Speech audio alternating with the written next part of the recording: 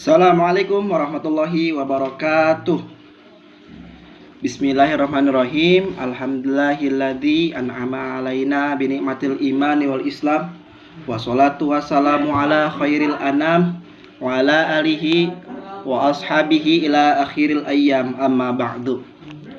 Pertama-tama marilah kita panjatkan puja serta puji syukur kehadirat Allah Subhanahu wa taala, yang mana pada hari ini alhamdulillah kita masih diberikan kenikmatan terbesar, yakni kenikmatan iman dan Islam, yang juga disertai dengan kenikmatan sehat walafiat. Semoga kalian semuanya yang sedang menyaksikan video ini selalu dijaga oleh Allah Subhanahu wa taala. Amin amin ya rabbal alamin. Penonton sekalian, dibuatnya video ini yaitu untuk memenuhi salah satu syarat UAS mata kuliah Manajemen Pendidikan Islam yang diampu oleh Bapak Dr. Ruli Permana SIP MM MPD.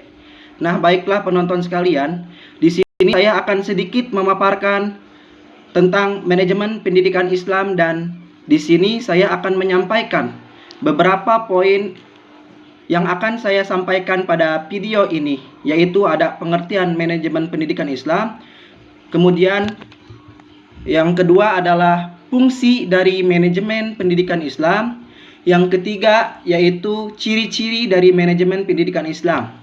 Baik, yang pertama saya akan menyampaikan poin manajemen pendidikan Islam. Nah, menurut pengertian di sini adalah suatu proses pengelolaan lembaga pendidikan Islam secara Islami dengan cara menyiasati sumber-sumber belajar dan hal-hal lain terkait untuk mencapai tujuan pendidikan Islam secara efektif dan efisien.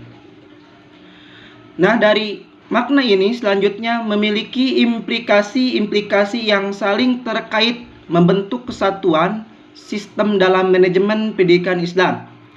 Selanjutnya, poin yang kedua yaitu manajemen pendidikan Islam. Nah, setiap ilmu pasti memiliki fungsi dasar dari ilmu-ilmu tersebut. Begitu pula dengan manajemen pendidikan Islam juga memiliki fungsi. Nah, di sini dari manajemen pendidikan Islam diantaranya memiliki 4 fungsi. Yang pertama ada fungsi perencanaan atau yang disebut juga dengan planning. Perencanaan ini menjadi pondasi awal untuk menentukan langkah seseorang. Nah, jadi dalam perencanaan ini, melalui perencanaan yang matang, maka seseorang bisa menentukan tujuan dan strategi tepat. Begitu pula dengan manajemen pendidikan Islam. Dibutuhkan suatu perencanaan agar bisa mencapai tujuan dengan tepat dan strategi yang benar dan tepat. Kemudian fungsi yang kedua, fungsi pengorganisasian atau yang disebut juga dengan organizing. Nah, setelah fungsi tadi pertama yaitu fungsi perencanaan, maka diperlukan juga fungsi pengorganisasian. Nah, dalam fungsi di sini yaitu beberapa tugas-tugas yang dibagi ke dalam fungsi garis, staf, dan fungsional. Nah, hubungannya di sini terbagi atas tanggung jawab dan wewenang. Kemudian yang ketiga dari fungsi manajemen yaitu fungsi pengarahan atau directing.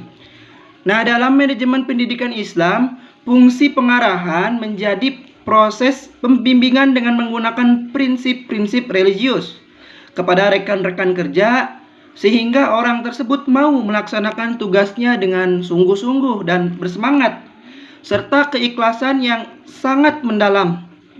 Kemudian poin selanjutnya yang keempat dari fungsi manajemen adalah fungsi pengawasan atau yang disebut dengan controlling.